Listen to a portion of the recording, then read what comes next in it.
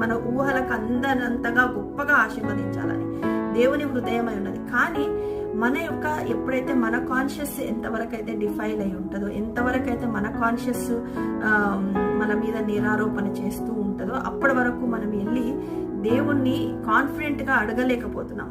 దేవుని దగ్గర కాన్ఫిడెంట్గా అడగలేకపోతున్నాం.